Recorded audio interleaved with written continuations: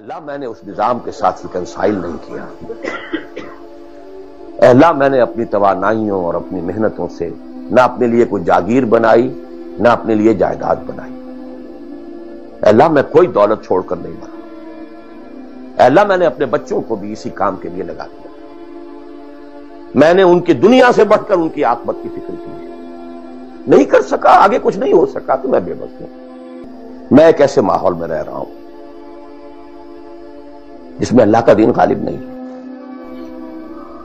میں نماز پڑھ رہا ہوں، روزہ رکھ رہا ہوں، میں شراب نہیں پیتا، میں سور نہیں کھاتا۔ چلو میں نے اپنا اکاؤنٹ جو ہے بینک میں جو ہے کرنٹ اکاؤنٹ رکھا ہوا ہے، میں نے کوئی سود نہیں لیا، نہ سود لینا چاہتا ہوں۔ کیا کروں؟ اکیلا چنا پہاڑ کو تو نہیں پھوڑ سکتا، پورا نظام تو میرے بدلنے سے نہیں بدل جائے گا۔ تو میں تو رہا پھر 40%، 50%، 60%، 70% کافر کا کافر۔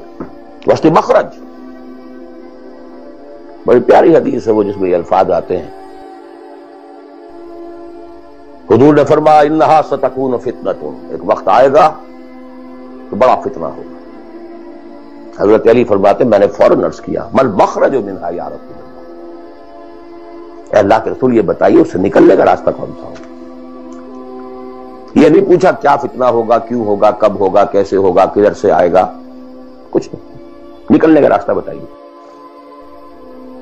بلکہ ایک اور روایت اس حدیث کی اس سے بھی زیادہ پیاری ہے کہ اصل میں حضرت جبرائیل نے کہا حضور سے یا محمد امتک بعدک،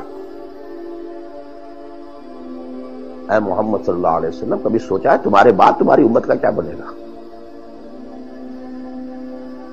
تو حضور پلٹ کر سوال کرتے ہیں مل مخرج منہا یا جبرائیل، تو بہت بڑا پرابلم تم نے اے جبرائیل میرے سامنے رکھا ہے، تو اب آپ ہی بتائیں اس سے نکلنے کا راستہ کیا؟ قال کتاب اللہ، وہ پوری حدیث پھر وہی ہے، کتاب اللہ فیہ خبر ما قبلکم ونبأ ما بعدکم وحکم ما بینکم وہو ذکر الحکیم وہو الصراط المستقیم وہو حبل اللہ المتین۔ اس کا مخرج کیا یہ ہے اصل میں میرے اور اگر تو یہ بات سمجھ میں آ گئی، اس کے لیے تصور سمجھ لیجئے ہمارے دین میں کفارے کا ایک تصور ہے۔ آپ نے روزہ توڑ دیا وہ تو ٹوٹ گیا، کیا کروں، جڑ تو نہیں سکتا۔ کب اشکوں سے جڑ سکتا ہے جو ٹوٹ گیا سو ٹوٹ گیا۔ بہتی ہو کہ شیشہ جام کے بل، جو ٹوٹ گیا سو ٹوٹ گیا۔ تم ناحق ٹکڑے چن چن کر دامن میں چھپائے بیٹھے ہو، شیشوں کا مسیحا کوئی نہیں، کیا آس لگائے بیٹھے، وہ تو ٹوٹ گیا، لیکن اس کا کفارہ دے دیا۔ کفارہ ہے، قسم کھائی تھی یہ نہیں ہے کہ اب توڑ نہیں سکتے، غلط کھا بیٹھے، توڑو کفارہ۔ آج میں اس لفظ کفارہ کے حوالے سے آپ کے سامنے وہ بات رکھ رہا ہوں۔ اب مجھے اللہ نے پیدا کر دیا اس دور میں، کسی کو ہندوستان میں پیدا کیا، کسی کو انگلستان میں کیا ہے، کسی کو امریکہ میں کیا ہے، کسی کو پاکستان میں کیا ہے، کچھ کو پاکستان پہنچا دیا ہے چاہے زبردستی چاہے اپنی مرضی سے، کسی کو یہاں پہنچا دیا ہے چاہے کسی بھی نیت اور کسی بھی ارادے سے، لیکن اب ہے کہیں ہے، کیا کریں؟ کوئی کفارہ ہونا چاہیے، کوئی مخرج ہونا، بس یہی کفارہ ہے۔ پھر نوٹ کر لیجئے اس ماحول سے سوائے سبسسٹنس لیول کے اور کچھ حاصل مت کرو، اور اس سبسسٹنس لیول پر بھی جو کچھ تم نے کھایا پیا ہے اور سانس لیا ہے، جو انرجی کریٹ ہوئی ہے، اس کا میکسیمم اس جہاد میں صرف کر دو کہ اس نظام کو بدلو۔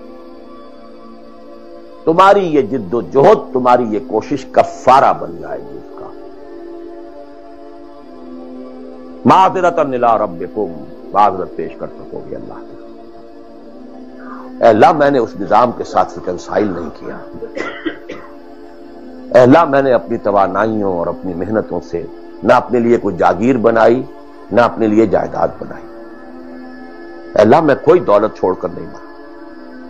اے اللہ میں نے اپنے بچوں کو بھی اسی کام کے لیے لگا دیا۔ میں نے ان کی دنیا سے بڑھ کر ان کی عاقبت کی فکر کی ہے۔ نہیں کر سکا، آگے کچھ نہیں ہو سکا تو میں بے بس ہوں۔ حضرت نوح بھی تو بے بس تھے، کیا کر گئے؟ لیکن اگر کسی بھی درجے میں ریکنسیلیشن ہے، کمپیٹیبلٹی ہے، اس کو آپ نے ایکسپٹ کر لیا ہے، اس میں پھلنے پھولنے اور پھیلنے کا بندوبست کر رہے ہیں، you are doomed. Everything will be multiplied by a big zero and will become a zero. یہ ہے جو میں سمجھا.